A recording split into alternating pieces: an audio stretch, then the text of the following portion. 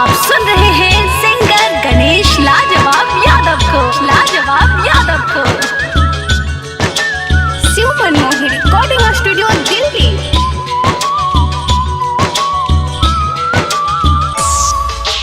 DJ Ravi Sharma, DJ Ravi Sharma.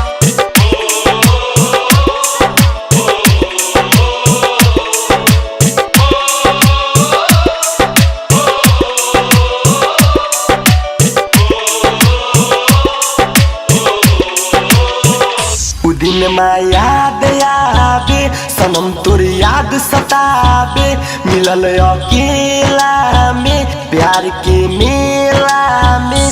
छोड़ के चल गईलू हो, छोड़ के चल गईलू, दिल तोड़ के चल गईलू। जान मौसम के जैसे बदल गईलू। दिन में याद आवे सनम तोर याद सतावे, मिलल अकेला में प्यार के मेला में। छोड़ के चल गईलू हो, छोड़ के चल गईलू, दिल तोड़ के चल गईलू।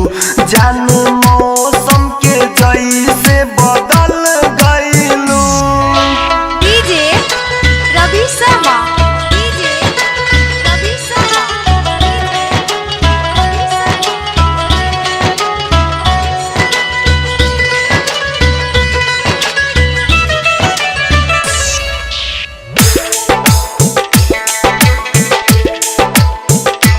क्रिया कसम कुली तू भूला गईलू, हंसत जिंदगी में हम के काहे रुला गईलू। प्यार के जाल में हमके फंसा गईलू, दूसरा के नाम के मेहंदी रचा गईलू। पियवा सताई जब याद हमर आई, तब तरफ के रोबू तू, चैन से न सोबू तू। हो पागल बना गईलू, तू पागल बना गईलू, तू जियते मुआ गईलू। बोल हमारा से काहे तू छल गईलू। उ दिन में याद आवे सनम तोर याद सतावे, मिलल अकेला में प्यार के मेला में। छोड़ के चल गईलू। उ दिलवा याद आवे सनम तोर याद सतावे, मिलल अकेला में प्यार के मेला में। छोड़ के चल गईलू हो, छोड़ के चल गईलू, दिल तोड़ के चल गईलू।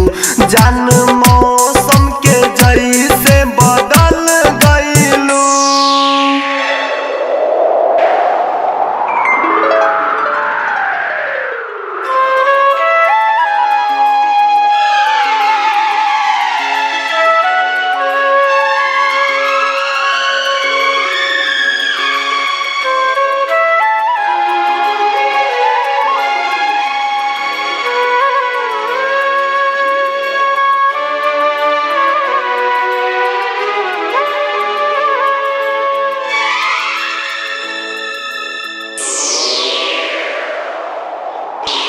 दिल तोड़ के जाने वाली बेवफा, और सदआलम से काहे तू कैलू वफा। गणेश लाजवाब से काहे तू बोल हो गईलू खफा। मर के भी न भूलब तोहरा के, गम देले बारू हमरा के। जियते मुआइलू दीवाना के, जियते मुआइलू दीवाना के। जहिया भइल तोहर शादी, शुरू हो गइल हमर बर्बादी। कैसे कटल वही दिन के रतिया हम कह न सके नी बतिया। दिल तोड़ के जाने वाली बेवफा और सदे आलम से काहे तू कइलू वफा। गणेश ला जवाब से काहे तू बोला हो गइलू खफा।